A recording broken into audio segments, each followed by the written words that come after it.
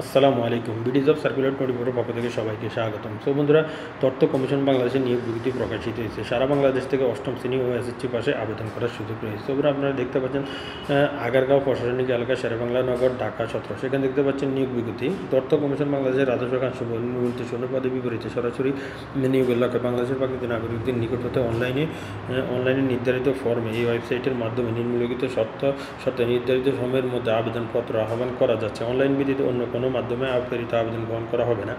তারপর এখানে দেখতে পাচ্ছেন আপনারা পদের নাম, বেতন গ্রেড স্কেল, জাতীয় বেতন স্কেল 2015 অনুযায়ী পদের নাম, বয়স এবং প্রার্থী শিক্ষক যোগ্যতা ও অভিজ্ঞতা। তারপর গাড়ি চালক গ্রেড 16, বেতন হচ্ছে 9,300 থেকে 22,490 টাকা। পদের সংখ্যা হচ্ছে একটি, বয়স হচ্ছে 18 থেকে 32 বছর। প্রার্থী শিক্ষক যোগ্যতা অন্যতা গাড়ি চালানোর বৈধ ড্রাইভিং লাইসেন্স সহ কমপক্ষে অষ্টম শ্রেণী পাস, তবে মাধ্যমিক কিন্তু সার্টিফিকেট বা সমপরিমাণ অগ্রাধিকার দেওয়া হবে।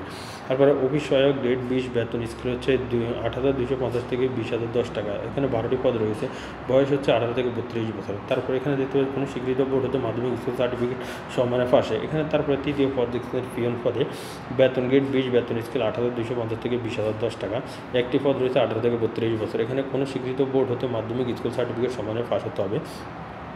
তারপরে এখানে দেখতে পাচ্ছেন শর্তাবলী। তথ্য কমিশন বাংলাদেশের রাজস্ব বাজেটে কর্মসূচি পরীক্ষা 2025 বিজ্ঞপ্তি, অনলাইনে আবেদনপত্র পূরণ নিয়মাবলী, SMS-এর মাধ্যমে পরীক্ষার ফি বাবদ নিয়মাবলী, অন্যান্য প্রয়োজনীয় তথ্যাদি ওয়েবসাইটের মাধ্যমে পাওয়া যাবে। এই ওয়েবসাইটের মাধ্যমে পরীক্ষা অংশগ্রহণের ইচ্ছুক এই ওয়েবসাইটের মাধ্যমে আবেদনপত্র পূরণ করতে পারবেন।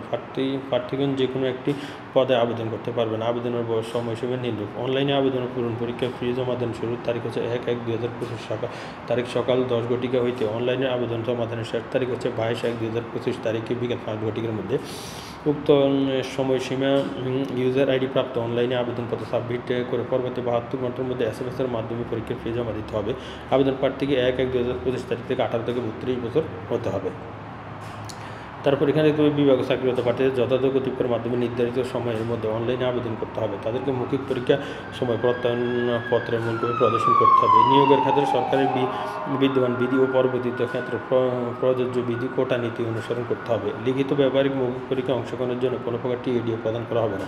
কর্তৃপক্ষ পদের হ্রাস ও বৃদ্ধি বাতিল করার অগ্রাধিকার সংরক্ষণ করে। কর্তৃপক্ষ কোনো কারণ দর্শানে বেদির ক্ষেত্রে এই নিয়োগ বিজ্ঞপ্তির কার্যক্রম স্থগিত, বিজ্ঞপ্তির পদের সংখ্যা হ্রাস বৃদ্ধি বিজ্ঞপ্তিতে বোধিত, একাধিক পদের নিয়োগ কার্যক্রম বাতিল, বিজ্ঞপ্তি বোধিত কোনো শর্ত বা অনুচ্ছেদ সংশোধন এবং পরিমাণ সময় পরিবর্তন বাতিল করার ক্ষমতা সংরক্ষণ করে। নিয়োগ সংক্রান্ত যে কোনো বিষয়ে নিয়োগকারী কর্তৃপক্ষের সিদ্ধান্তই চূড়ান্ত সিদ্ধান্ত বলে গণ্য হবে।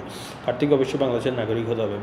তারপরে ব্যবহারিক মৌখিক পরীক্ষার সময় নিম্নোক্ত ডকুমেন্ট কাগজপত্র সঙ্গে আনতে হবে। প্রার্থীকে অ্যাপ্লিকেশন কপি, লিখিত পরীক্ষার প্রবেশপত্র মূল কপি, শিক্ষাগত যোগ্যতা সনদের সনদ কপি, ফটোকপি, ড্রাইভিং লাইসেন্সের মূল কপির ভিতরে এক বৈধ গাড়ি চালক পদোন্নতির প্রয়োজনীয় কোটা সহ প্রমাণিত প্রযোজ্য ক্ষেত্রে মূল কপি, সিটি কর্পোরেশন, পৌরসভা, ইউনিয়ন পরিষদ কথিত প্রদত্ত নাগরিক সনদের মূল কপি, বিভাগীয় চাকরিরত প্রার্থীদের ক্ষেত্রে যথাযথ কর্তৃপক্ষের মাধ্যমে আবেদন করা প্রত্যয়নপত্রের মূল কপি।